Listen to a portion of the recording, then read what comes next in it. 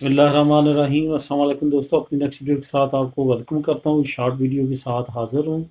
एक बहुत अच्छी डेवलपमेंट हुई है, एक नई अनाउंसमेंट आई है कनाडा की तरफ से, जो मैंने सोचा कि आप लोगों के साथ शेयर करता चलूँ। कनाडा ने इमिग्रेशन ओपन किया और 90,000 लोगों को मुस्तकिल करने का ऐलान किया है। इसमें वो ज़्यादा तादाद है लोगों की जो कि वहाँ पे एज अ स्टूडेंट रह रहे थे या मेडिकल के शोबे में उन्होंने खिदमात सर अंजाम दिए कोरोना के सीज़न में।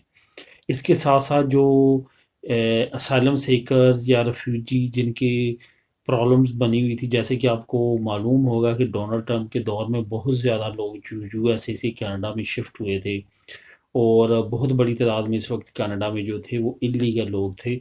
तो उनकी तरफ से भी अनाउंसमेंट आई है कि उनको भी लीगल करने की प्रोसेस का आगाज़ किया जाएगा। पहले मरहले में अभी 90,000 ऐसे लोगों को मुस्तकिल करेंगे। मुस्तकिल से मुराद उनको पीआर दी जाएगी, परमानेंट रेजिडेंसी दी जाएगी।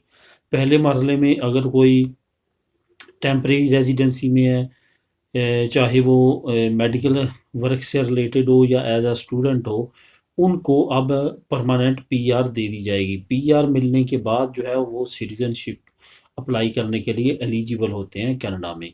बिलाशुबा इस वक्त प्रॉब्लम्स के टाइम पे, जैसे कि कोरोना की वजह से बहुत ज़्यादा इमिग्रेंट्स अफेक्ट्स थे और बहुत बड़ी डिमांड हो रही थी, और ख़ास तौर पे स्टूडेंट्स की तरफ से कनाडा में काफ़ी ज़्यादा एहतजाज हो रहा था, क्योंकि बहुत सारे स्टूडेंट ऐसे थे जो कोरोना की वजह से अपनी स्टडी नहीं जारी रख सके थे और वो इलीगल हो चुके थे। उनके लिए भी ख़ास रायतें दी गई हैं, उनको भी पीआर के लिए सेलेक्ट किया गया। ये कहा गया कि किसी भी ऐसे जो कि 1 साल से वहाँ पे कनाडा में है वो एलिजिबल हो सकेगा इसको अप्लाई करने के लिए।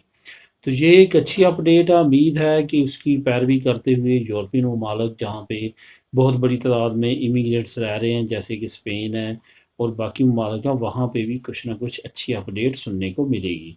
तो दोस्तों, ये थी न्यूज़ अपडेट फ्रॉम कनाडा। मिलेंगी नेक्स्ट वीडियो में नई न्यूज़ अपडेट के साथ। अल्लाह हाफ़िज़।